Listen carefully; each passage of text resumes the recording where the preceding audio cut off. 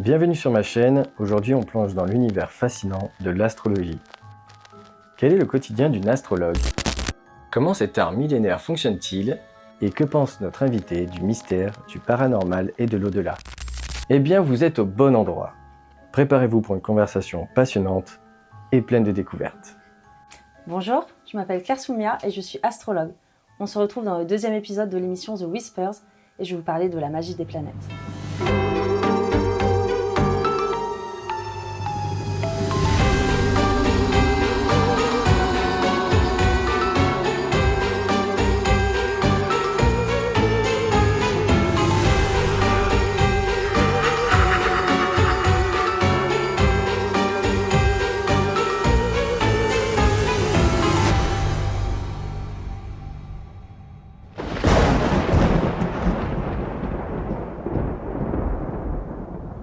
Merci Claire pour cette présentation. Et si tu veux bien, on va commencer par cette première question. Qu'est-ce qui t'a poussé à t'intéresser à l'astrologie et comment as-tu débuté dans ce domaine? Eh bien en fait à la base, j'étais pas du tout intéressée par l'astro. Ma mère était là-dedans quand j'étais jeune. En fait à chaque fois, à chaque Noël, elle allait nous offrir le petit calendrier avec notre signe astrologique. C'était ma mère en fait qui aimait beaucoup ça, qui était aussi dans le tarot. D'accord. Elle a voulu m'initier à l'astrologie et au tarot quand j'étais jeune. Le tarot, du coup, je m'y suis intéressée. Elle m'avait filé un vieux bouquin sur la cartomancie traditionnelle, un petit jeu de cartes et tout. Et je me suis lancée. Et effectivement, j'avais des réponses à mes questions et je me suis dit, mais c'était assez incroyable. Je dirais pour mes amis, ça en restait là. Mais c'est vrai qu'à un moment donné, je me suis dit, il n'y avait pas beaucoup de monde qui le faisait à cette époque. Et j'ai préféré arrêter. Donc j'ai mis ça de côté, j'ai rangé mon tarot dans le tiroir et j'ai dit bon voilà, non c'est pas pour moi. Et puis ma mère est décédée. Ma mère est décédée il y a maintenant 10 ans. Et en fait, j'étais pas spécialement dans le domaine de la spiritualité. Enfin c'était pas un domaine qui m'intéressait. Mais j'avais une connaissance qui elle était dans ce milieu et elle m'en parlait régulièrement. Et puis un jour elle me dit tiens il y a un salon du bien-être. Ok et donc j'y vais avec ma grand-mère. Et là, je regarde un petit peu les conférences. Et moi, j'avais prévu d'aller sur une conférence sur l'hypnose. Rien à voir. Et ma grand-mère me dit « Ah non, il y en a une qui m'intéresse un peu plus, c'est sur l'astrologie. » Je lui dis « Non, franchement, ça m'intéresse pas du tout. J'ai pas du tout envie d'y aller, quoi. » Et bon, finalement, elle me dit « Ouais, mais bon, allez, je la suis, mais j'y vais sans grande conviction. » Et puis finalement, je me retrouve, tu vois, c'est une conférence, donc elle prend des personnes dans le public, justement, pour asseoir ses dires. Ouais. Et donc, elle me prend sur la scène et elle commence à me poser des questions et à regarder mon thème. Et c'est là qu'elle me sort des choses sur mon père, sur ma mère. Ton thème astral. Sur mon thème astral, en fait. Elle avait la carte du ciel le jour où je suis née. Elle a commencé à me dire, sans absolument me connaître, n'ayant posé aucune question au préalable. Elle me sort des choses sur mon père, sur ma mère, qu'elle ne pouvait absolument pas savoir. D'accord. Et c'est là où je me suis dit, en ressortant de cette conférence, comment cette femme a pu savoir autant de choses sur moi alors qu'elle ne me connaissait pas. Et j'ai commencé à acheter un bouquin, 2 bouquins, 3 bouquins. Et en fait, il y a une espèce de passion qui m'a pris. Et là, j'ai carrément dévoré des livres sur l'astrologie. Ouais. Et je me suis dit, dans la foulée, et pourquoi je me forme pas? Pourquoi j'en apprends pas un peu plus sur cette sphère, en fait. D'accord. Et j'ai trouvé une professeure d'astrologie à 15 minutes de chez moi. Et en fait, je l'ai appelée. Allez, une semaine ou deux après, on commençait les cours. Et je me suis formée pendant presque 3 ans, du coup, sur l'astrologie, à raison de 2 fois par semaine. On y allait pendant 2 heures. Et c'était quelque chose, c'était une boulimie en fait. J'avais une soif par rapport à ça. Mais j'avais toujours cette certitude que je ne pourrais pas m'installer en tant qu'astrologue. Et pourquoi? Et bien justement, j'avais toujours cette idée dans ma tête que je serais toujours salariée dans ma vie. C'était quelque chose qui me poursuivait en fait. Mais sans savoir pourquoi je me disais ça. Mais je m'étais toujours dit, je ne serai jamais patronne. Et en fait... en analysant mon thème astral, avec du coup ma prof d'astrologie, elle me dit, mais tu sais que ton chemin de vie est de gagner ton argent par toi-même et de travailler aussi de façon autonome. Parce que dans des vies antérieures, tu dépendais beaucoup des gens et justement, c'était quelque chose qui était compliqué pour moi de m'imaginer à mon compte.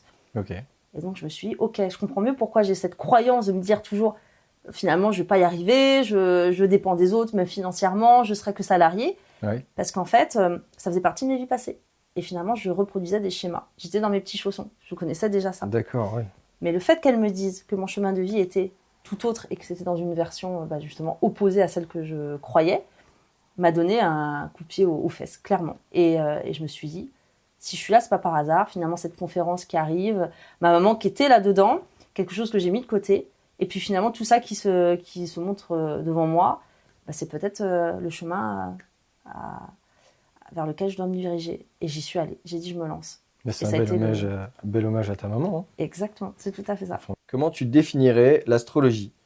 Est-ce que pour toi, ce serait une science, un art ou plutôt quelque chose de plus spirituel? Alors, pour moi, la signification de l'astrologie, c'est que c'est une interprétation d'une symbolique qui est basée sur l'astronomie, qui, elle, est une science, en fait. Pour moi, l'astrologie, c'est pas une science. Il y a plein d'astrologues qui disent que c'est une science. Pour moi, non. D'accord. Mais effectivement, l'astrologie est basée sur l'astronomie, qui est une science. L'astronomie, ça va déterminer la position des planètes, qui est d'ailleurs déterminée par la NASA.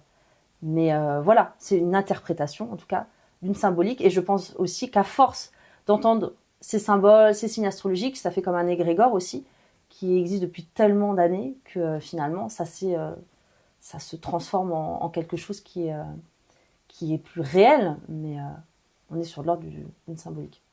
Ok, pour toi, l'astrologie, c'est symbolique. Ouais. Mais qu'est-ce que tu entends par symbolique? Parce- Parce qu'un symbole, c'est plutôt quelque chose qui représente, qui définit quelque chose. Parce que chaque planète va avoir une interprétation, Oui. va représenter un symbole, une figure, ou même par rapport à Ah la oui, je vois ce que tu veux dire. Tu vois, même Ok. par rapport à la Comme tu m'avais dit, le mythologie. soleil, ça brille, c'est quelque chose de lumineux, donc oui. Tout à Ok, fait. je comprends ce que tu veux dire. Mais Que ça pour moi, on soit, n'est absolument pas sur une science. Et ça, je tiens vraiment à le préciser, parce que on est peu nombreux d'ailleurs d'astrologues à le dire, je trouve. Mais chaque chose a sa place pour moi. D'accord, ok. Ouais. Quelles sont les différences entre les signes astrologiques, les maisons et les planètes? Parce que souvent, on entend les maisons. Exactement. Ça, Qu'est-ce que wow! c'est, ce truc? Ta maison 2, ok. Alors, il faut savoir que tu as 12 maisons astrologiques qui vont chacune représenter un domaine de ta vie. En fait, ton thème astral, il est représenté par un cercle avec à l'intérieur 12 signes zodiacaux D'accord. qui vont chacun représenter une énergie ambiante.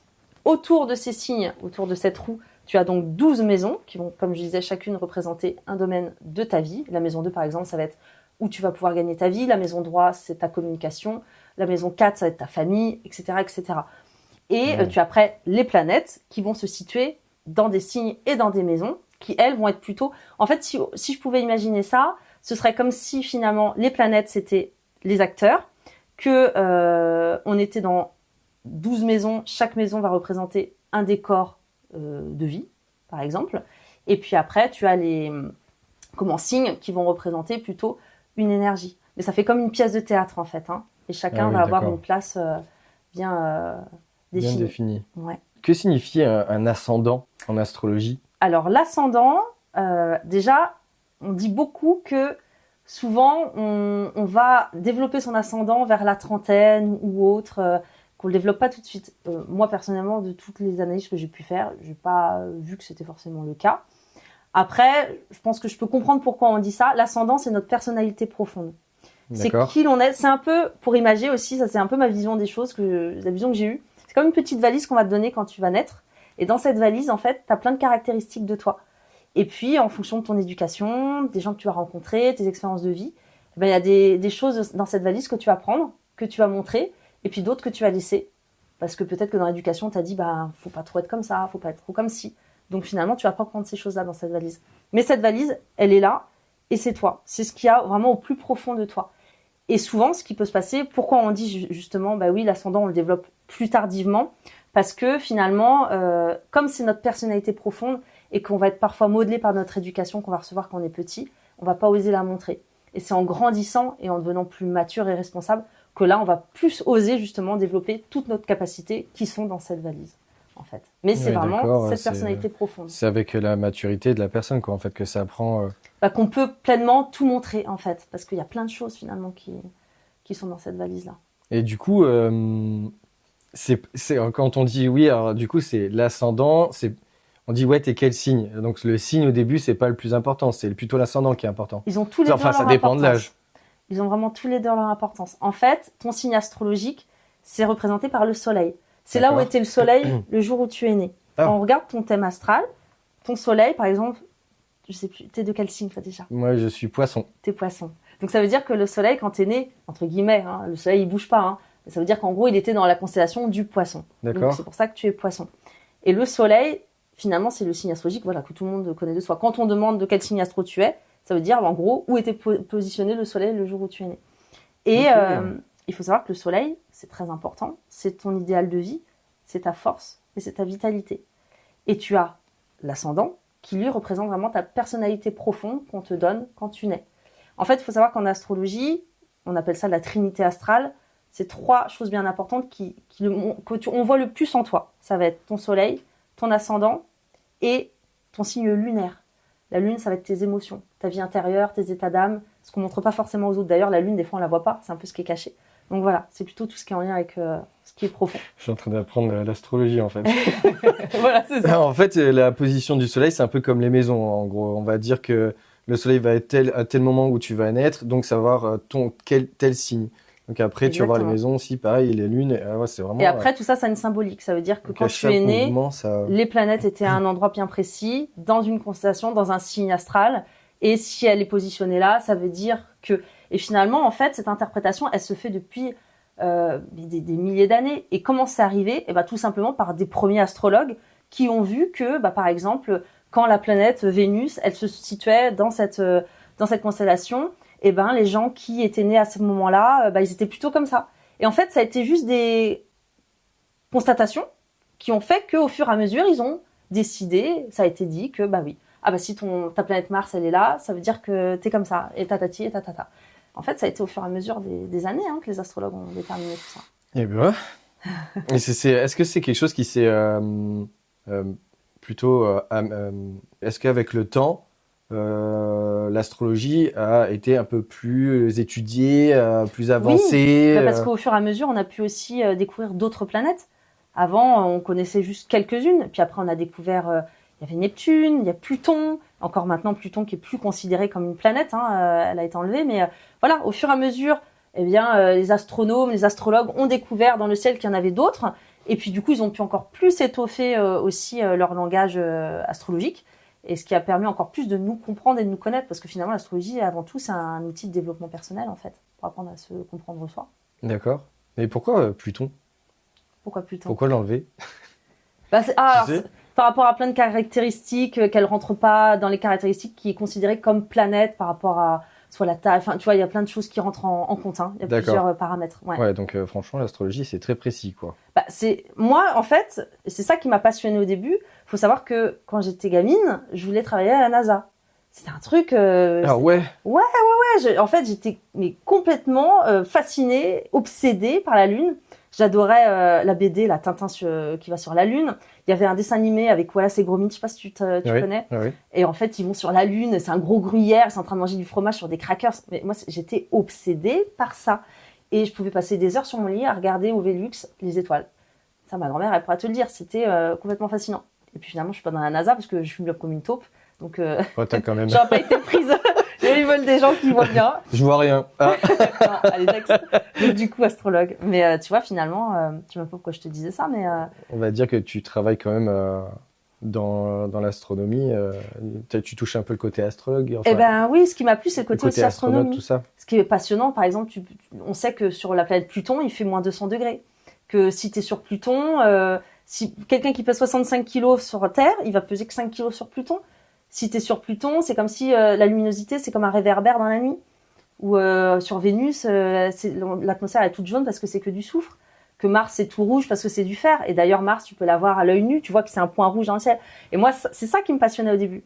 Et en fait, on a découlé l'astrologie parce que l'interprétation qu'on en a fait des planètes, je trouvais ça passionnant. Donc, voilà. Il y a un truc que j'ai déjà vu dans les films, c'est qu'à l'époque, ils se guidaient sur Terre par rapport aux étoiles. C'est ça, comme les rois mages. En Galilée. Ouais. Non, mais c'est ça. C'est vrai? Mais oui, exactement. De toute façon, ça a toujours... Les gens, la première chose qu'ils regardaient, c'était le ciel, en fait. C'est ça qui les dirigeait. Et finalement, ça date déjà de la nuit des temps. Il faut déjà que tu saches que dans les grottes de Lascaux, il y avait déjà des dessins de constellations, en fait. Les hommes, d'accord.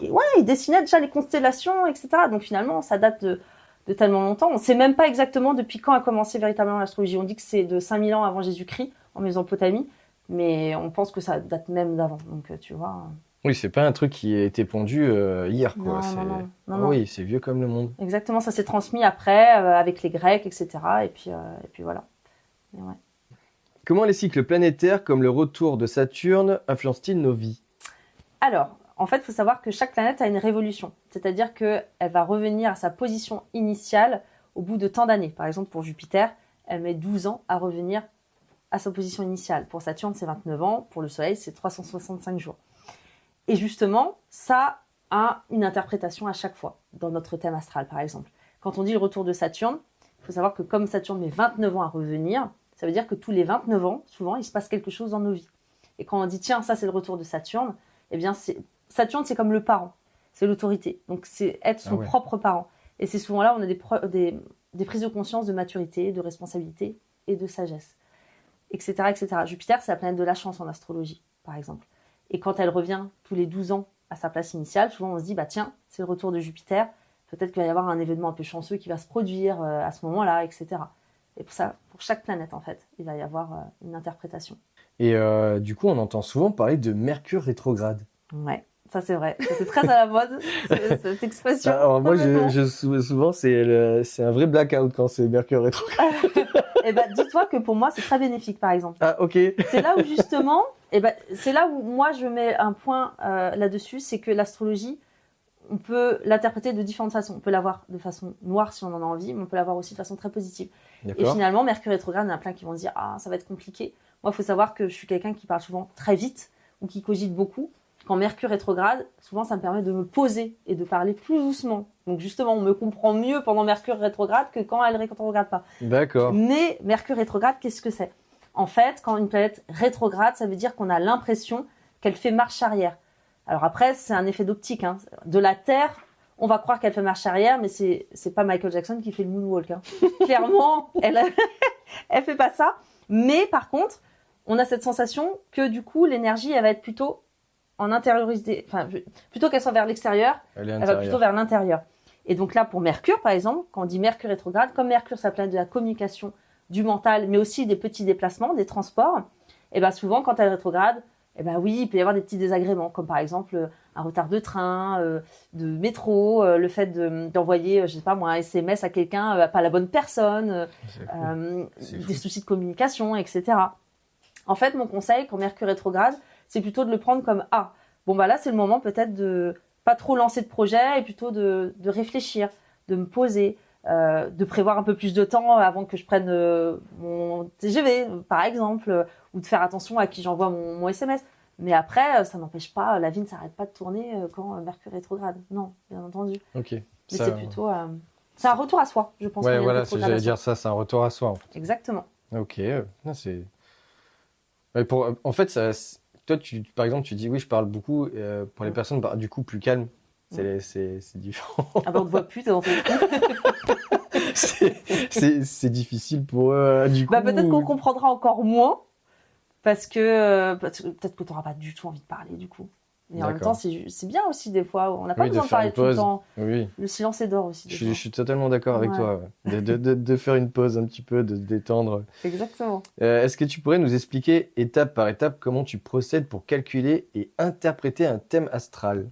Bon, alors moi, je suis de la nouvelle école, c'est-à-dire qu'avant, les anciens astrologues, ils faisaient tout à la main, et chapeau, d'ailleurs, parce que ça prenait beaucoup de temps. Ouais.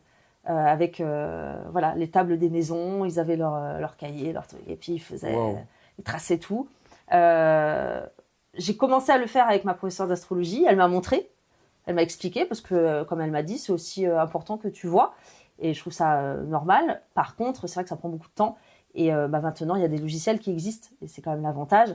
On a juste à rentrer les coordonnées de naissance, que ce soit des logiciels professionnels ou même à la portée de tout le monde. Hein. Tu peux aller sur Internet. Je peux donner le nom du site, par exemple. Si tu veux, oui. Astrothème, qui est un site qui est très fiable, voilà, qui est vraiment précis là-dessus. Astrothème.com, et tu rentres tes coordonnées de naissance. Et du coup, ça va t'afficher ta carte astrale. Il faut bien entendu ta date de naissance, ton heure de naissance précise, que tu peux retrouver sur ton livret de famille, je précise bien, ou acte de naissance. Carnet de santé, bon, bof. Mais voilà, et ta ville de naissance. Et en fonction de ça, ça te donne ta carte du ciel. Et c'est là que tu vas pouvoir du coup analyser et interpréter la position des planètes en signe et en maison. Et ça va donner du coup des informations sur ta personnalité en fait. D'accord, mais du coup, ces sites-là, est-ce qu'ils sont plus précis qu'un astrologue? Dans tous les cas, la carte que ce site va te donner, c'est la carte qu'aurait fait un astrologue avec la table des maisons, etc. Voilà.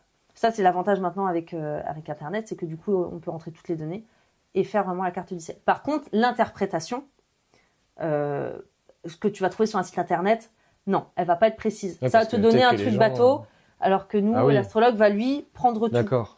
Un site va juste te donner si Vénus est en signe, ça veut dire ça. Oui, mais après, il faut prendre en compte aussi les aspects que t'as dans ton thème. Les aspects, ça va être les traits que tu vas trouver dans ce thème astral, des traits rouges, des traits bleus. Et ça donne des informations supplémentaires, parce que les planètes, elles viennent se connecter aux autres planètes dans ton thème. Donc ça D'accord. rajoute d'autres informations. Et ça, le logiciel, il le fait pas. Oui, tu C'est as que les astrologues qui peuvent le quand faire. même, enfin, tu as un bon résumé, mais pas quelque chose Non, de... pas du tout. Ok, Non, d'accord. du tout. Ça te donne surtout ta carte astrale. Après, pour ce qui est de l'interprétation, là, faut Moi, je aller me dis, voir pauvre l'astrologue. astrologue, et du coup, si la personne, elle Non, vient, elle a tout du ce qu'il tout. faut... Du tout. Ah non, parce que ça prend pas en compte les aspects, la signification, ça prend pas en compte plein de choses. Donc, mais c'est là où justement on intervient. Oui, du coup, parce que quand tu fais un thème astral, les gens, peut-être, est-ce qu'ils te glissent des questions, justement, Oui. dans leur thème Alors, moi, faut savoir que les personnes me donnent leurs coordonnées de naissance, je ne sais rien sur elles. Et à partir de là, je fais le compte-rendu audio que je rends. Et c'est tout. Donc, je ne pose aucune question, je ne vois pas la personne. Je veux absolument pas être influencée par ce que la personne pourrait me dire d'elle. Bah Parce ouais. que parfois, Ouais. même inconsciemment, tu vas transmettre des informations sans Oui, il le y en a vouloir. qui parlent, et Tu vois surtout avec les réseaux, il y a beaucoup de personnes qui pensent que on est là en train de se renseigner sur la vie privée des Exactement. gens, et pas du tout, parce que déjà, ça, c'est un travail qui est juste une perte de temps pour moi. Enfin, moi, personnellement, je vois personne se dire... souvent qu'en plus de ça, ce qui est bête, c'est qu'on contacte la personne là, à l'instant T. La personne, à l'instant T, te dit les choses, et t'as encore des personnes qui te disent « Oui, mais il a dû regarder sur tes réseaux sociaux. » C'est pas possible. Et C'est vrai que, en tout cas, moi, je prends juste les coordonnées de naissance, je fais le truc, j'envoie, et Mhm. après seulement la personne revient vers moi, et du coup peut me poser ses questions, ou on voit ensemble. Pour quelqu'un qui débute en astrologie, quelles sont les bases à connaître pour comprendre son propre thème astral? Comprendre déjà qu'est-ce que c'est que les maisons astrologiques, chaque signification de maison, qu'est-ce que chaque planète aussi, parce que chaque planète a une signification, et la signification aussi de chaque signe astrologique, comme il y en a 12. Ça déjà, c'est à comprendre, et c'est inévitable. Et ensuite, quand tu connais ça, les maisons astrologiques, les signes et les planètes, tu peux après comprendre si telle planète se situe dans tel signe, qu'est-ce que ça veut dire. En fait, après, ça va être comme un Tetris, c'est-à-dire que tu connais la maison 12, ça veut dire ça, la lune, ça veut dire ça. Si la lune est dans la maison 12, je rejoins l'interprétation de la lune et de la maison 12, etc. Mais il faut vraiment apprendre déjà les bases, c'est-à-dire les maisons, les planètes et les signes, leur signification. D'accord. Est-ce que c'est quelque chose où il faut faire des études quand même, ou c'est... Oui, moi, comme je te l'ai dit, je me suis formée pendant 3 ans avec ma prof. On se voyait 2 fois par Ah oui. semaine pendant 2 heures à chaque fois. Oui, c'est pas quelque chose comme ça que tu apprends à tirer les pas. cartes. Impossible. Et justement, c'est là où ça sélectionne et je trouve ça bien. Parce qu'au moins, ça te permet aussi d'avoir une assise et de ne pas faire n'importe quoi. Parce que finalement, en astrologie, il faut quand même toujours partir du sens qu'on se base aussi sur l'astronomie. Alors c'est un peu compliqué parce que souvent les astrologues et les astronomes sont pas trop copains. D'accord. Parce qu'eux ont une version Pourquoi scientifique et Ok. nous c'est plutôt spirituel. Donc finalement, voilà, c'est un peu compliqué. Mais c'est vrai que à partir du moment où on utilise des données scientifiques, Mais c'est marrant, ça eh n'a ben, rien il à faut quand voir. même, ça n'a rien à voir.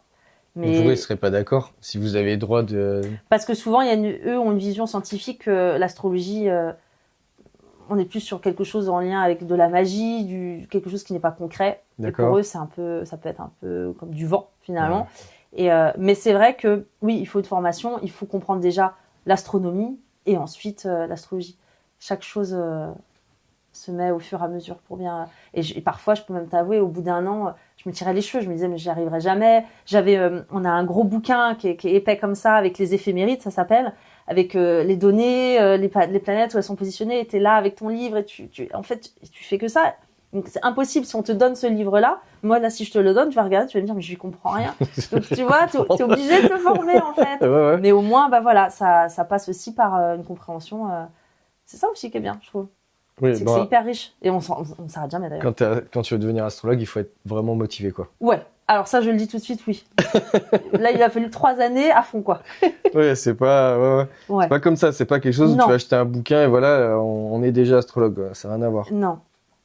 Et tu calcules le thème astral d'une personne, mais aussi karmique. Oui. Du coup, c'est quoi la différence? Alors moi, je me suis spécifiée dans l'astrologie karmique. Au bout de 2 ans et demi, en fait, Ok. on a fait pendant 6 mois, effectivement, de l'astrologie karmique. Une fois que tu as compris toutes les bases de l'astrologie traditionnelle, là, tu pars sur le karmique. Alors, qu'est-ce que déjà le karmique? Ça vient du mot karma, qui est sur le principe de la réincarnation, qui part du coup du principe que on viendrait se réincarner, notre âme en tout cas, viendrait se réincarner dans des corps différents, dans des vies différentes, dans le but en fait d'apprendre de ses erreurs de ses vies passées pour aller vers un chemin de vie plus épanouissant à chaque fois, de vie en vie en fait. Et c'est là où justement c'est intéressant, c'est que dans ton thème astral, dans ta photographie du ciel, le jour où tu es né, tu peux voir justement qu'est-ce que tu as pu vivre dans des vies antérieures, dans quelles énergies tu étais dans ces vies passées et quel est ton chemin de vie dans cette vie actuelle. En fait, ton thème, il est hyper riche, que ce soit de tes vies d'avant, de cette vie de maintenant, tu peux en apprendre plein. Donc les gens j'ai l'impression qu'ils sont qui ont envie un peu de savoir vraiment leur vie, même la vie. Tout ça, tu peux leur dire? Ça, tu peux le voir dans un thème. C'est impressionnant. Et d'ailleurs, dans mes prestations que je propose juste l'analyse du thème natal, qui est l'analyse de ta vie actuelle, de ta personnalité dans cette vie-là.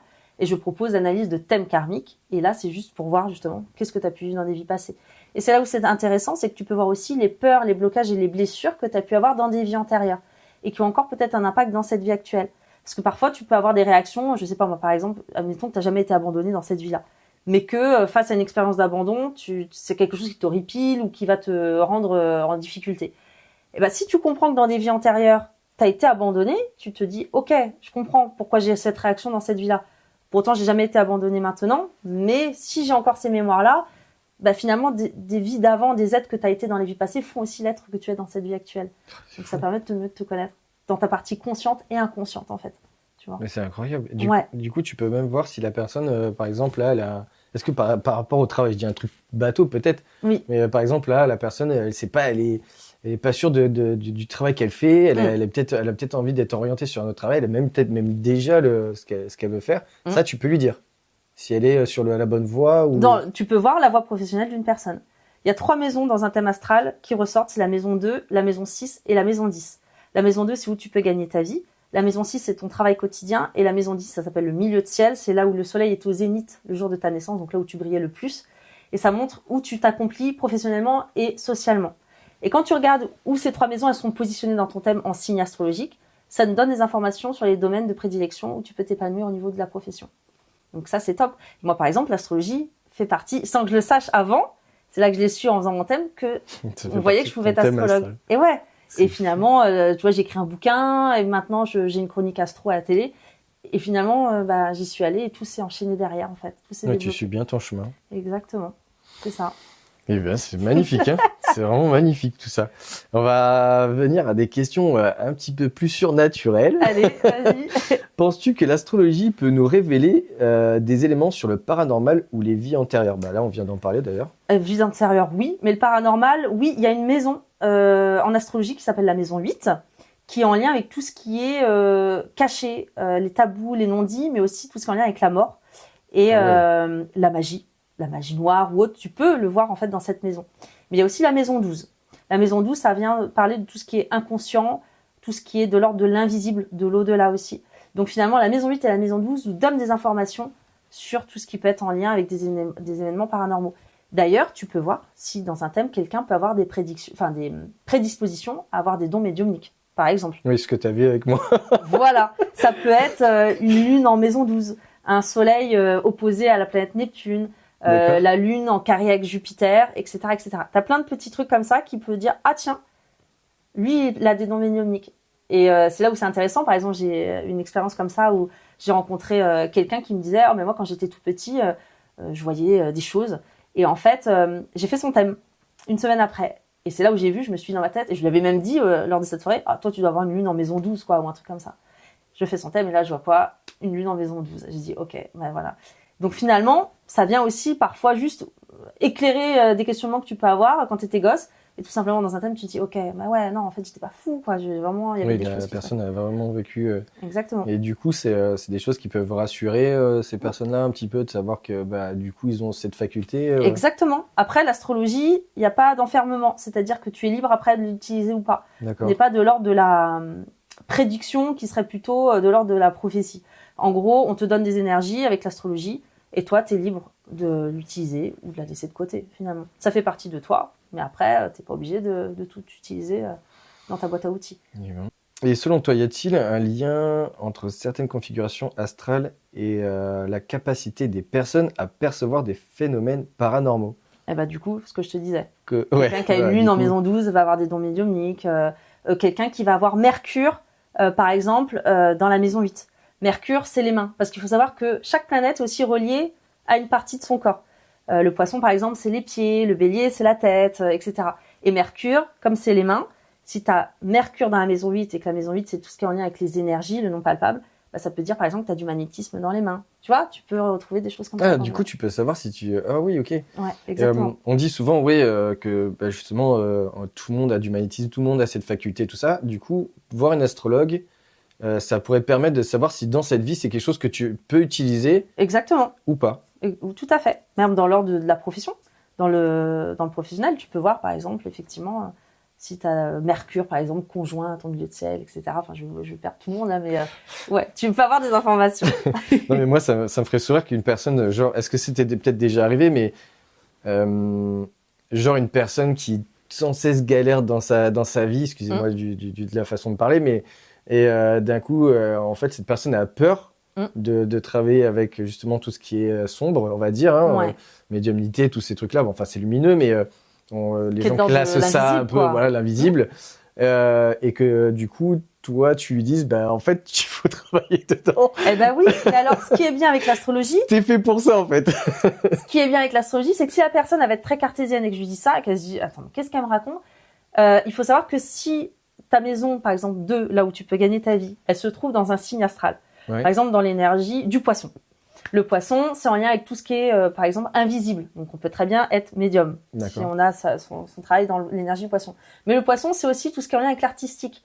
La photo, la musique, le dessin, etc. Donc, tu peux aussi très bien ne pas être médium, mais du coup, faire du tatouage. Oui. Tu vois, tout dépend de comment tu vas utiliser cette énergie. Mais c'est l'énergie du poisson que tu as envie d'utiliser. Donc, tu vois, ça te ferme pas. Au contraire, il y a encore d'autres possibilités. Et du coup, l'ascendant, il fait quelque chose là-dessus? Il agit sur ça? L'ascendant pour le travail? Non, par rapport justement, tout à l'heure, on parlait de, tu vois, genre je suis le signe 2 et après on a l'ascendant. Est-ce que le fait que l'ascendant peut aussi... Oui, par exemple, quelqu'un qui est ascendant vierge, dans sa personnalité profonde, la vierge, elle adore prendre soin des autres. Elle est beaucoup dans le côté un peu médical, prendre soin, tu sais, avec être aux petits oignons. Et puis il y avoir des personnes d'ascendant vierge qui vont être infirmiers, être soignants, parce qu'ils ont ça en eux, donc ils vont mettre ça à profit dans leur travail, par exemple. D'accord. Moi, moi, en fait, ce que je me disais souvent, c'est surtout, est-ce que, en fait, voilà, les personnes qui nous regardent, ils disent, moi, je suis taureau, du coup, c'est un signe qui est voué peut-être à avoir ce côté médiumnique ou magnétisme, ou est-ce que, en fait, ça, c'est juste le dessus, puis après, en fait, c'est par rapport aux positions des planètes qu'on voit ça. Pour moi, en tout cas, pour ce qui est de la profession, et c'est là où c'est intéressant quand tu fais une analyse de thème astral, c'est de vraiment regarder par rapport aux maisons qui sont en lien avec le travail. Okay. Pour moi, des fois, regarde, tu peux être, par exemple, ton soleil est dans le signe du taureau. Le taureau, ça va être en lien avec tout ce qui est la bouffe, la restauration. Donc, ça peut être quelqu'un qui adore faire la cuisine. Et du coup, il va se dire, je vais faire cuisinier. Mais en fait, il fait ça dans son travail. Ouais, mais non. Parce que ta passion n'est pas forcément ton travail non plus. Enfin, en fait, tu vois, ça peut être juste quelque chose que tu fais pour nourrir les gens que t'aimes à la maison, sans pour autant que ce soit ton travail. Donc non, pour moi, vraiment, c'est important de regarder les maisons astrologiques, de voir dans quel signe elles tombent. L'ascendance, c'est plus ta personnalité. Mais c'est pas, ta personnalité ne définit pas ton travail pour autant. Ce que tu veux à l'intérieur. Ouais.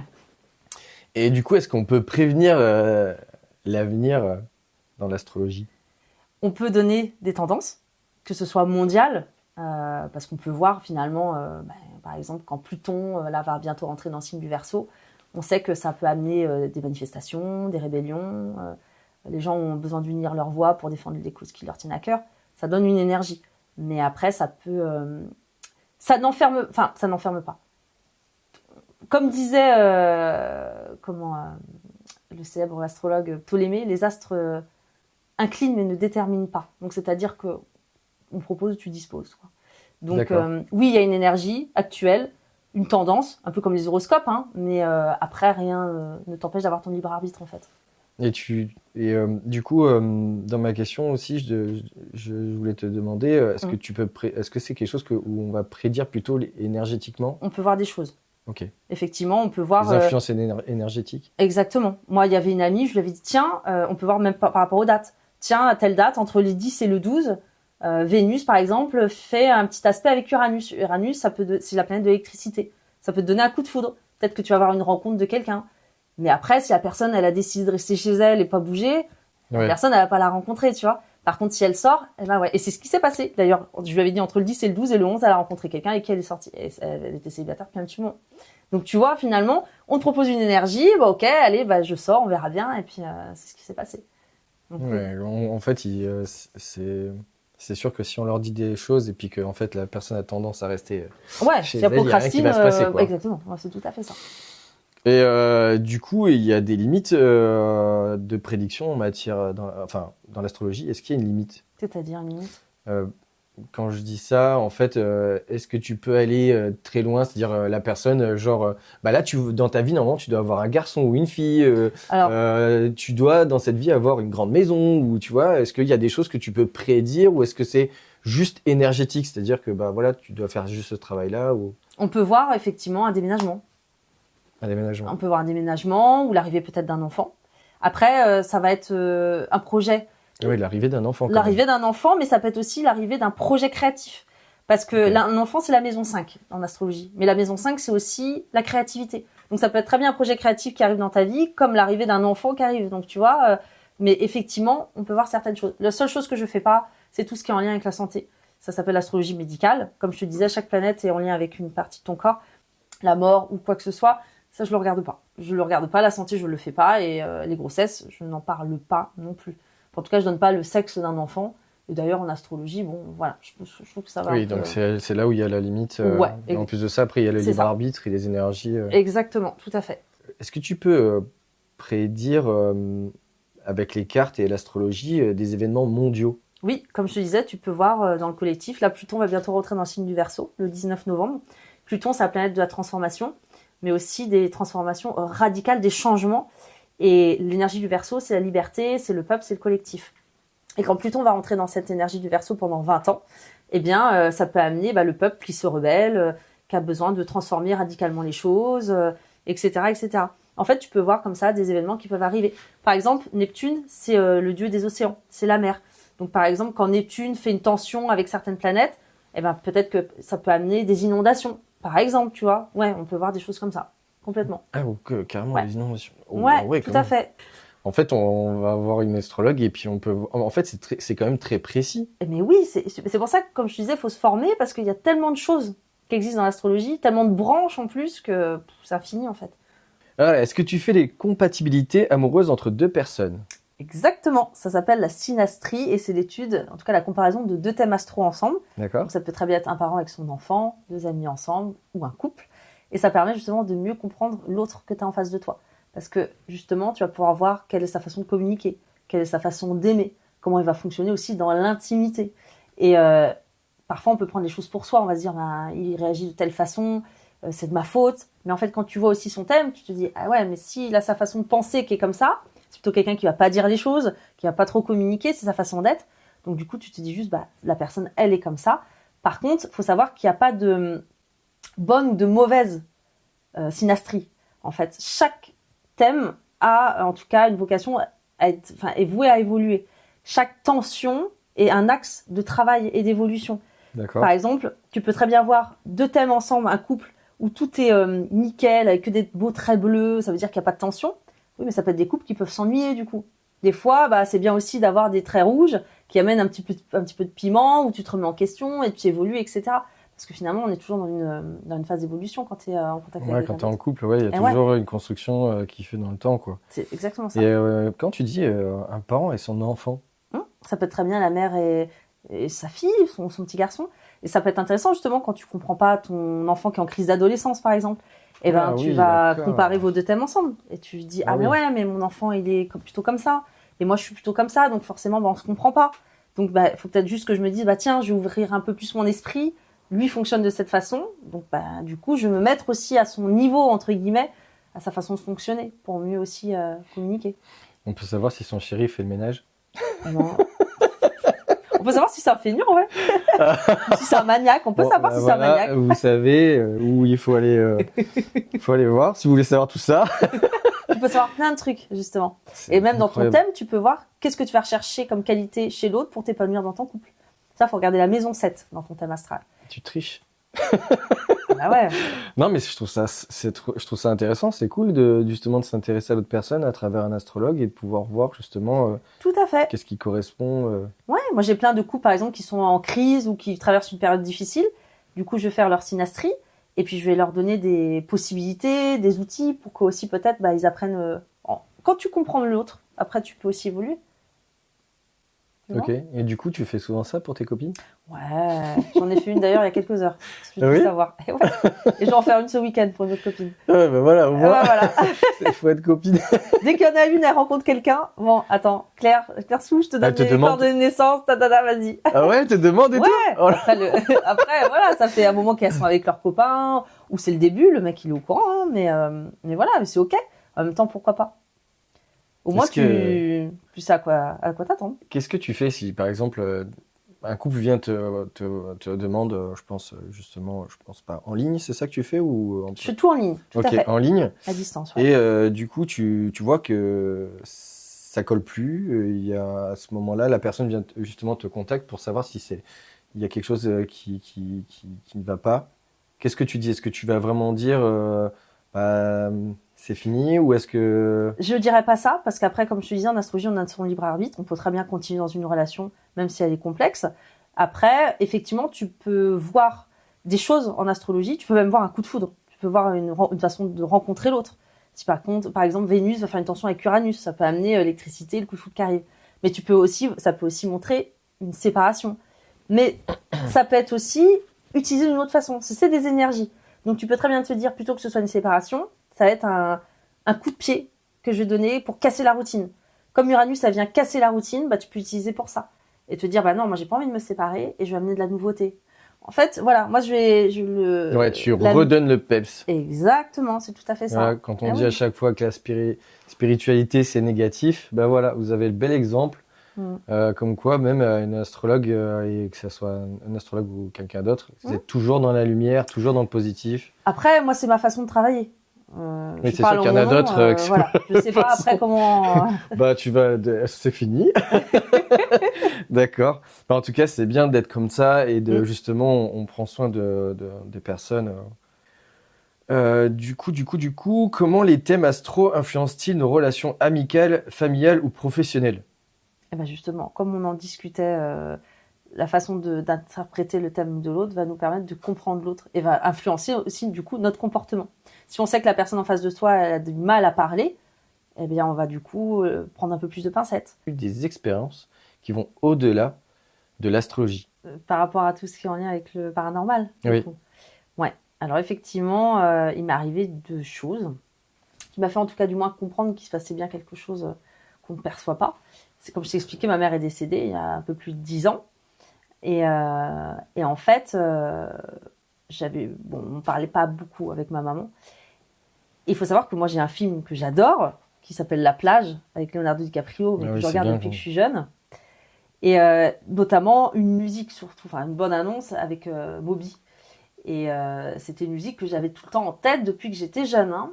Et en fait, quand ma mère est décédée, il faut savoir que j'ai demandé à son conjoint quelle musique peut-être je pouvais mettre à son enterrement. Et il me dit, oui, il y en a une qu'elle adore, c'est la musique du film La plage de Moby. Donc ma mère ne savait absolument pas que c'était mon film préféré depuis que j'étais gosse et que c'était cette musique que j'adorais. Il faut savoir qu'une semaine avant son décès, en fait, il y a eu le film La plage qui est passé à la télé. Et en fait, quand je l'ai regardé, au moment où il y a eu la musique, j'étais avec une personne qui me parlait et je lui dis mais tais-toi, j'ai envie d'écouter cette musique-là. Il me dit mais pourquoi tu me parles comme ça? Je lui dis mais laisse-moi l'écouter s'il te plaît, c'est important. Et j'écoute cette musique et une semaine après finalement elle décède et j'apprends qu'elle voulait cette musique-là à son enterrement. Et du coup, cette musique, je la réentends à des moments bien particuliers, notamment quand j'ai retrouvé mon papa aussi, que j'avais pas vu depuis des années, et qu'il l'a chanté sous la douche, alors qu'il l'avait pas écouté depuis 5 ans. Sa playlist, en fait, s'est mise en marche et a sélectionné cette chanson qu'il n'avait pas entendue depuis des années. En fait, D'accord. c'est là où je me suis dit, ok, il y a des trucs qui se passent. Et il y a eu une fois aussi où j'étais chez moi, et en fait, j'ai vu quelque chose passer dans mon jardin. Et pour qui, pourquoi, en fait, la seule chose que j'ai dit, tout de suite, ça a été, c'est ma mère. Pour qui, pourquoi, j'en sais rien. Et à partir du moment où je l'ai dit, en fait, les lumières, du coup, qui étaient dans la cuisine, se sont mises à clignoter à plusieurs reprises et se sont éteintes. Mais carrément. Voilà. Ça a été les 2 fois où j'ai été en contact avec cela. Et tu as eu des phénomènes quand même surnaturels, hors de l'astrologie, hors de tout ça. Exactement. Il m'est arrivé aussi un truc qui n'a rien à voir avec un phénomène. Je m'étais réveillée en pleine nuit. Il était 1h du matin. Et d'un coup, je me suis dit, telle personne, donc c'était le conjoint à l'époque de ma mère, je me dis, telle personne est décédée. Il est décédé, quoi. Et pourtant, il était jeune. Donc, il n'y avait rien qui le prédisposait à ça. Et puis, je tape son nom et son prénom. Ça faisait du coup 8 ans que j'avais plus de ses nouvelles. Hein. Je tape son nom et son prénom sur Internet. Il n'y avait rien. Je me dis, c'est pas possible. Pourquoi d'un coup, je me dis, il est mort. Et là, je rajoute décès à côté. Et là, je vois, en fait, sur Internet, qu'il était décédé. Il est décédé là, en fait. Donc, en fait, ce flash, il est passé à travers moi pendant la nuit. Mais du coup, tu as des facultés ou est-ce que c'est quelque chose qui sont venus comme ça Est-ce qu'un astrologue a ce genre de faculté, justement D'ailleurs, par exemple, quand tu fais des thèmes astrales, est-ce que tu n'as pas des messages qui viennent Si. Alors, si, j'ai des mots. C'est des mots, en fait. Ça se traduit juste par des mots. D'accord. Par exemple, je peux voir une personne et d'un coup avoir le mot addiction. Et je me dis addiction. Et en fait, j'apprends que cette personne, par exemple, elle prend des médicaments ou je vais entendre fais attention à ta fille. Et je vais avoir le mot amour parce que ça va être en lien avec une relation amoureuse qu'elle a. Et ça va être que des mots comme ça. Des mots qui sortent. Et des fois, je les connais même pas, ces mots-là, en fait. Et quand je les dis à la personne, il me dit mais pourquoi ce mot-là, en fait Je dis, je sais pas, c'est quoi Et donc il m'explique, et en fait à ce moment-là c'est parce qu'il était sur son ordinateur en train de faire ça. En fait c'est plein de petits mots comme ça. Et du coup, ça, tu le partages avec les personnes avec qui tu fais le thème astral? Pas du tout, je reste toujours sur quelque chose de distant, très... juste, par rapport à ce que j'ai appris, les planètes, etc. Bien sûr il y a le côté intuitif parce que parfois je vais juste me dire pleure beaucoup, ça va me venir comme ça.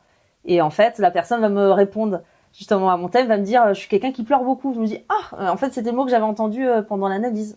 Voilà, c'est juste, mais c'est que des mots, moi, à chaque fois. Et du coup, suite au départ de ta maman, quand tu étais jeune, non? Ouais, j'avais 26, 27 ans. 26 ans. Et il y a quelque chose tu as eu des signes assez forts, autre de ce que tu viens de nous dire. Est-ce que c'est pour toi, parce que tu me parlais que ta maman était dans l'astrologie? Ouais, ma maman entendait des trucs. Ah. Et Okay. après, voilà, c'est un peu compliqué aussi. Mais tu as été éduquée avec tout ça, en fait, avec l'astro, tous ces phénomènes. Elle te parlait de ça? Elle était là-dedans, ouais. Elle m'en parlait. Mais moi, pour moi, je voyais que ça plutôt comme quand t'es ado, tu vois, c'est un peu comme de la folie, quoi. Enfin, tu te dis, qu'est-ce que c'est que ces trucs Ouais, sans vraiment s'intéresser. Ça me faisait plus peur qu'autre chose au final, en fait. Et puis, c'était pas encore quelque chose qui est aussi démocratisé que maintenant, en fait. Hein. On n'était pas du tout ouvert à ça à l'époque. Hein. J'étais la seule à tirer mes cartes au lycée, dans ma classe, par exemple. Hein. Donc, après, je sais que voilà, ma maman avait des facultés sur certaines choses. Quand j'ai regardé son thème, après qu'elle soit décédée, j'ai vu aussi des trucs, j'ai compris. Donc, peut-être que, je sais pas.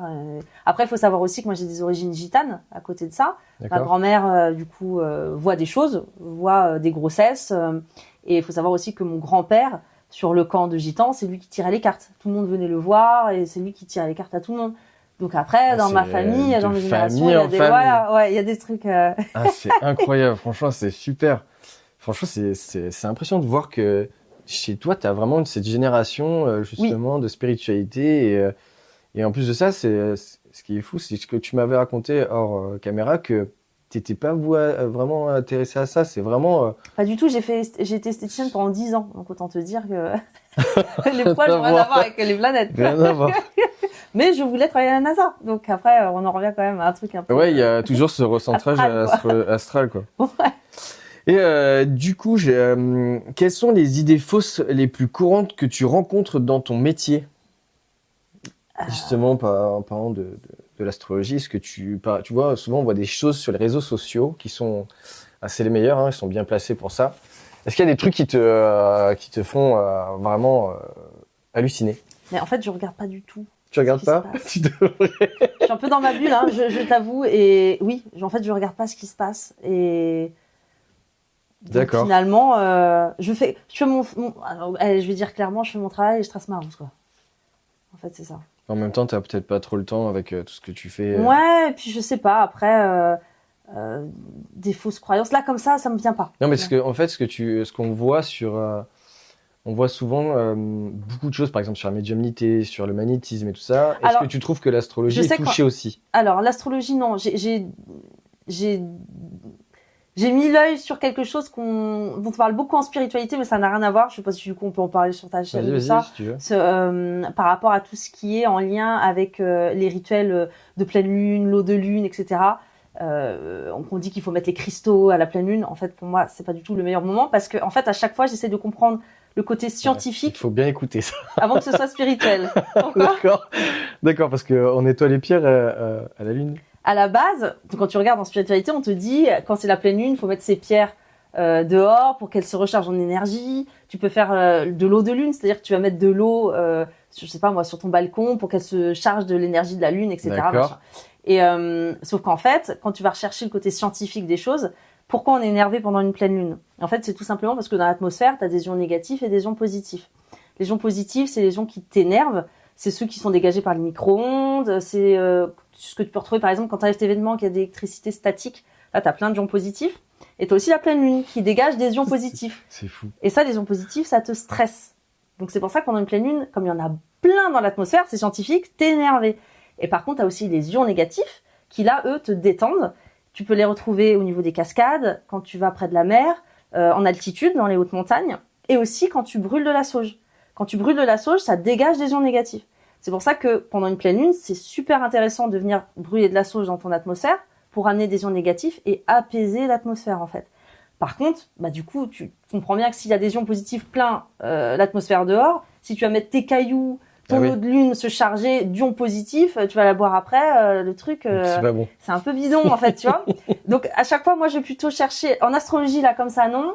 Mais ouais, j'aime bien comprendre le côté scientifique pour aller après démystifier la chose en disant, mais attends, ouais, mais tout le monde dit ça parce que c'est la mode, mais en fait, est-ce que c'est vraiment juste? Est-ce que t'as vraiment compris le truc avant? Et voilà. C'est vrai que on cherche jamais vraiment pourquoi on fait ça. Il y a des gens qui te disent, bon, bah, tu mets ça dehors, oui, la lune va recharger, on suit et du tous coup, comme la des lune, moutons. c'est, voilà. Mais des fois, c'est bien de aussi aller comprendre la source de pourquoi je suis énervée pendant la pleine lune. Déjà, faut savoir que ton cycle circadien, il est modifié. Quand t'as une pleine lune, même si tes volets sont fermés, la lumière, elle passe quand même à travers. Et même si tes yeux sont fermés, que tes volets sont fermés, ton corps perçoit, en fait, qu'il fait jour dehors. Parce que la lune, elle éclaire tellement que du coup, bah, en fait, t'es déréglé. Donc, c'est pour ça que tu dors mal. Parce que t'as l'impression que c'est le jour. En fait, tout ça, ça a une compréhension, tu vois. Et, mais finalement, ça va pas chercher midi à 14h. Il n'y a pas que le côté spirituel. Il y a aussi juste le côté scientifique et physique qui fait que, bah, voilà, pourquoi t'es bête comme un bouc et que tu dors mal à la pleine lune, quoi. Et du coup, pour les gens qui veulent nettoyer leurs pierres, qu'est-ce que tu leur conseillerais? Qu'est-ce que tu conseillerais à une personne qui a vraiment, justement... Alors, moi, je les nettoie pas. Ça, c'est pareil. Pour moi, ça, c'est, ça sort nulle part. Les pierres que tu découvres dans les grottes, elles ont jamais vu la lumière. Ça fait des milliards d'années qu'elles sont sous terre. C'est pas des portables, hein. En fait, tu vas pas les recharger comme une batterie. Ouais, je suis d'accord avec toi. En fait, par contre, tu peux les purifier. Parce que, effectivement, quand tu utilises des pierres, c'est comme tout, ça prend de l'énergie. Et en les purifiant avec les ions négatifs de ta sauge, ça permet de les nettoyer. Donc, à la sauge. Voilà. Mais les recharger, non, on n'est pas sur, comme je dis, une batterie de téléphone portable. D'accord. Elles n'ont pas besoin de lumière pour resplendir. Oui, le dans mieux, les c'est grottes, de elles sont parler là, de purification au lieu de recharger la pierre. C'est tout à fait ça. D'ailleurs, en fait, c'est logique parce que de toute façon, on recharge quoi. Mais ça, tu vois, alors ça, j'ai fait à côté en parallèle une formation de lithothérapeute.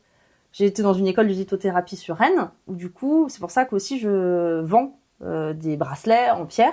Et c'est pareil, justement, je me suis beaucoup renseignée avec Regina Martineau, qui est une lithothérapeute qui est très connue sur Paris et qui fait des formations, justement. Et c'est elle qui expliquait que, mais non, les pierres, il n'y a pas besoin de les recharger. Mais tu sais, comme tout le monde le dit, finalement, bah, tu suis... Ouais, ça devient une égrégore. Exactement, mais c'est intéressant des fois de suivre un peu les sentiers, tu Et vois, ouais, un peu sortir des battus. sentiers battus. Et ouais, plutôt ça, ouais, exactement. Franchement, c'est super intéressant, vraiment. Alors, on s'est éparpillé du coup. Donc je suis du plus coup, dans on la peut sauce, mais- acheter de la sauge pour nettoyer au moins se ces détendre. pierres, purifier et se détendre. Exactement. Ok, bah c'est très bien. Qu'est-ce que tu réponds aux sceptiques qui voient l'astrologie comme une simple superstition? Eh ben, alors, qu'est-ce que je réponds? Je leur fais leur thème. Par exemple, tu vois, je suis à une soirée. Ça, c'est un peu le truc où, ouais, mais l'astrologie, je Tu crois dois pas, te je suis demander en soirée cartésien. quand tu dis ça, non? Et bah, du coup, je dis, est-ce que tu as tes coordonnées de naissance avec ton heure exacte? Ok. Et du coup, bah, je fais ton thème. Et là, du coup, la personne, elle me dit, ah, bon. Ça, c'est le meilleur moyen, du coup, parce que la personne, je la connais pas, elle me connaît pas. Et du coup, elle se dit, bah, si elle sait tout ça sur moi, c'est que là, il n'y a pas de hasard, en fait. Ouais, bah, Donc, moi, j'en ai fait l'expérience. Bah, enfin, moi, je crois beaucoup à l'astrologie et à tout ça. Mm. Mais quand tu m'as dit mon thème astral, je suis resté comme ça. exact. Mais moi, tu sais que j'ai fait plein de... Surtout qu'on se connaissait pas, quoi. C'est Exactement. vraiment. J'ai fait plein de trucs, j'ai essayé plein de choses. Pour moi, l'astrologie, c'est la seule chose qui m'a fait sortir de ma zone de confort, en fait. D'accord, franchement, je trouve ça. Et puis pour ceux qui veulent pas y croire, bah en fait, c'est pas grave. Après tout, chacun a ses croyances. Je vais pas essayer. Si la personne, je vois qu'elle est ouverte, je me dis ok, tu veux que je fasse ton thème, allez, c'est parti. Si par contre elle est pas ok, c'est pas grave. C'est que juste elle a pas envie. On peut y croire. Il y a ou de la pas. concurrence dans l'astrologie. C'est un truc vraiment peut-être bateau comme question, mais est-ce qu'il y a des personnes qui vont justement entrer en concurrence par rapport à d'autres, ou est-ce que vous êtes plutôt liés ou vous partagez Je connais personne. Enfin, du coup, moi, j'ai pas de soucis, j'ai pas de problème. Et, est-ce que tu sais s'il y a eu des études ou preuves scientifiques sur l'astrologie?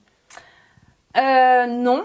Enfin, bah non, du coup, parce que ça reste de l'ordre de un peu de la magie. Du coup, l'astrologie entre guillemets, on n'est pas sur quelque chose de scientifique. Tu vois que Comme je des te l'ai fois dit. sur les médiums ou des gens qui arrivent à voir à distance ou sortir le corps astral, est-ce que sur l'astrologie, on a la science à travailler dessus parce qu'il y a quand même des choses qui sont vraiment. Après, on se rend compte quand même qu'effectivement, oui, si telle planète est à tel endroit, à tel moment, ça a mis des comportements chez des êtres humains qui sont similaires. Effectivement. Et puis après, il y a aussi Elisabeth Tessier, qui était l'astrologue de François Mitterrand. Si tu vois qui c'est l'astrologue. Oui, ça me dit quelque chose, oui. Ça a été l'astrologue de François Mitterrand pendant longtemps. Il l'a consulté à chaque fois avant de prendre la parole, tu vois. Mais c'est intéressant ça. Du coup, il y a des Mais politiciens bien qui. sûr, ah bah Et oui. tu travailles énormément. pour quelqu'un Ah, je ne dirais rien. D'accord. Mais évidemment, mais si. Et même les rois, Louis XIV, il avait... ça a été un des derniers, d'ailleurs, rois à consulter les astrologues. Catherine de Médicis, elle aussi, c'est pareil, elle adorait l'ésotérisme et elle avait son astrologue. En fait, oui, ça existe depuis la nuit des temps. Mais Elisabeth Tessier, qui est d'ailleurs une grande fan, eh ben, elle a fait une thèse. Elle a été à la Sorbonne. Elle a fait une thèse en sociologie qu'elle a eue d'ailleurs, hein, et c'était sur l'astrologie. Elle a voulu apporter quelque chose de plus scientifique. Bon, ça a été après décrié du coup parce que ça a été un peu compliqué. L'astrologie et la science, bon, voilà, comme je te le disais, c'est un peu complexe. Mais non, il n'y a pas eu de...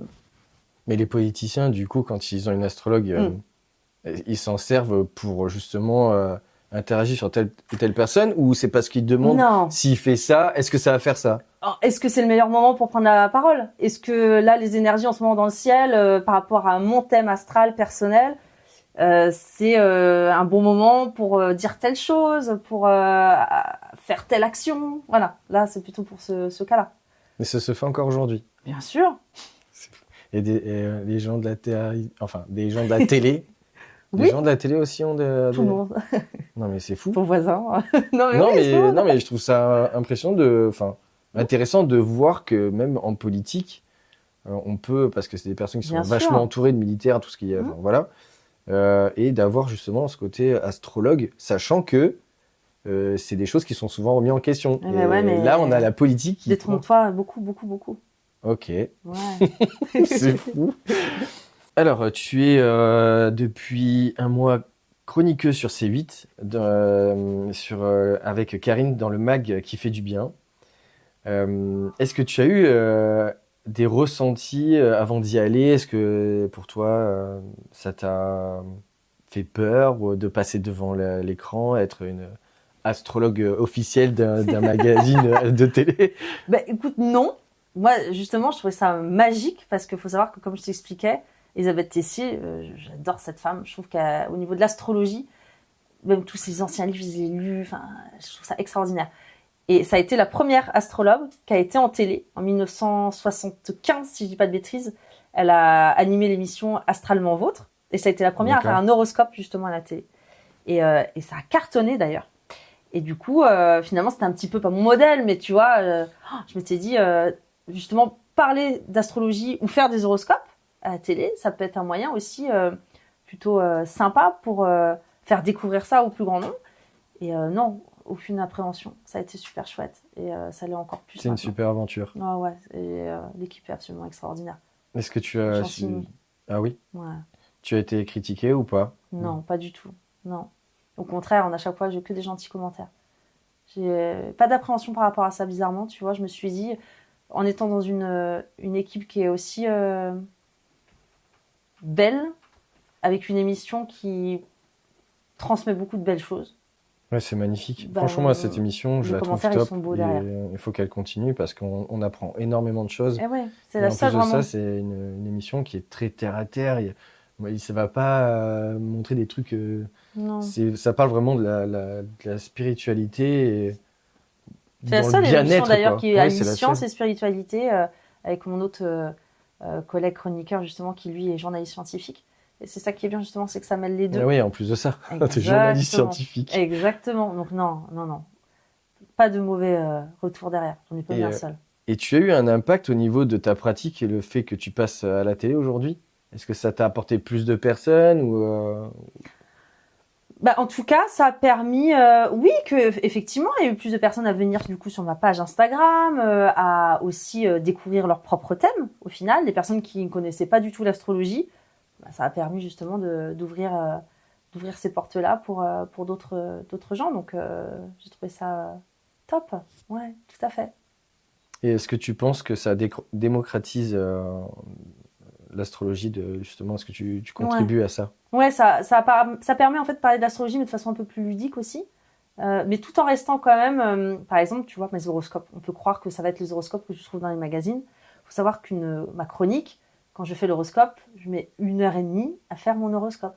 Ouais, tu le précises des fois dans les... Ah ouais, mais oui, parce tu le que... dis à Karine, Attends. j'ai mis 1h30. Non, mais j'ai su des trucs comme quoi, parfois, les horoscopes qui sont dans les magazines, c'est même pas des astrologues qui les font. Ah, waouh. Donc, tu vois, bah, je trouve ça dommage, du coup, parce que je me dis, mince, en fait, juste, c'est du boulot.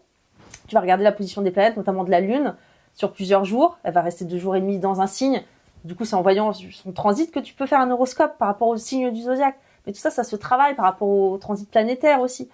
Donc, bon, ça permet en tout cas de remettre un petit peu l'église au milieu du village. C'est fou. Et d'ailleurs, on a sur notre chaîne YouTube, si vous voulez mettre des questions, poser des questions à Claire dans les commentaires, on a justement la possibilité peut-être que Claire réponde à ces questions. Tout à fait. Sur ma page Instagram. Et ta page Instagram qu'on mettra aussi dans la description, tout ça. Et puis voilà, si justement la chaîne vous intéresse, n'hésitez pas à vous abonner. On aura encore plein d'autres sujets super intéressants comme ça. Et du coup, tu as fait un livre. Oui. Qui s'appelle Astro Karma. C'est ça, il est là. Il est magnifique. Coco, là, il est ici, que j'ai réalisé avec Will Damanda, qui est une amie à moi, qui l'a illustré. Qui est une grande artiste. Qui est une grande artiste. Et en fait, ça va permettre d'où le titre Astro Karma, de comprendre son karma, ses vies antérieures. Quelles ont pu être les peurs, les blocages, les blessures que tu as pu avoir dans des vies passées et qui ont donc peut-être encore un impact dans cette vie-là. Ça permet de connaître aussi son chemin de vie, mais de façon aussi, encore une fois, très ludique. Sous forme de tableau, avec ta date de naissance, tu peux voir où ça tombe, etc. Voilà, j'explique vraiment tout. Je voulais que ce soit un guide d'éveil. Donc quelque chose qui t'initie de façon ludique. Pas que tu te perds au bout de la 4e page et que tu fermes le bouquin. C'est pas ce que je voulais justement. D'accord. Donc la personne qui va prendre ton livre va apprendre d'un côté l'astrologie. Exactement, l'astrologie karmique. L'astrologie karmique. Ça va lui permettre de mettre déjà un premier pas là-dedans. Et tu as fait un oracle qui s'appelle justement mon oracle astro. Toujours illustré par Will Damanda, encore une fois. On ne change pas une équipe qui gagne. Mais par contre, là, on est sur l'astrologie traditionnelle. Ça permet en fait déjà de pouvoir avoir des informations sur des événements. Tu peux dater des événements avec mon oracle, par exemple. Tu peux aussi voir un peu ce qui va se passer dans les énergies de tes 12 prochains mois à la suite de ton anniversaire. Tu peux aussi apprendre l'astrologie de façon simple, puisque tu as la description de toutes les maisons astrologiques, des planètes, et des signes zodiacaux sur les cartes, avec un livret à l'intérieur qui t'explique Ah, tout. je l'ai, il est magnifique, Donc, il est vraiment très bien expliqué. Voilà, ça te permet plein de choses finalement. Et à qui tu conseillerais ton livre? À qui tu... Des gens peut-être, justement, qui ont l'impression d'avoir fait peut-être déjà un travail sur eux, de se dire mais je comprends pas, j'ai l'impression de me connaître, pourquoi ça bloque encore, pourquoi j'ai ces peurs-là. Mais du coup, tu peux comprendre que si dans des vies antérieures, tu as vécu certaines peurs, elles sont peut-être encore là, finalement. Et donc, les faits de mettre en conscience des choses qui étaient encore inconscientes, ça va t'amener à des déblocages et justement à continuer justement sur un chemin de vie plus épanoui. Et tu as déjà eu des retours par rapport à ton oracle et à ton livre, justement, par tes clients? Tout à fait. Plein de personnes qui... justement, c'est là où je me dis qu'il a été bien expliqué, parce que j'ai eu peu de retours où on me posait des questions sur comment faire. Je comprends pas, parce que... Non, généralement, c'était surtout des retours pour me dire « Super, ça m'a permis d'amener des déblocages, etc. » De comprendre quel était mon chemin de vie. Qu'est-ce qui t'a fait partir dans l'idée de créer justement ton propre oracle et justement ton propre livre? Qu'est-ce qui t'a motivé En fait, il faut savoir que l'astrologie karmique, c'est pas un sujet qui était ouvert. Enfin, en tout cas, quand tu allais dans les librairies, les Cultura ou autres, tu trouvais très peu de livres là-dessus, sur ce sujet-là. Beaucoup sur l'astrologie traditionnelle, mais très peu sur l'astrologie karmique. Donc je me suis dit, je vais faire un livre justement par rapport à ça. Enfin, en tout cas, j'avais l'idée de faire ça depuis plusieurs mois. Et en fait, on m'a contacté, tout simplement, sans que je demande quoi que ce soit, pour me poser la question, est-ce que tu aimerais écrire un livre ou un oracle? Et j'ai dit oui, puisque ça faisait déjà 4 mois, je me rappelle que je voulais faire ça. Et en fait, l'aventure s'est lancée, quoi. Complètement. C'est tout à fait ça. Et je veux pas spoiler, mais est-ce que tu travailles sur quelque chose de nouveau encore? Oui.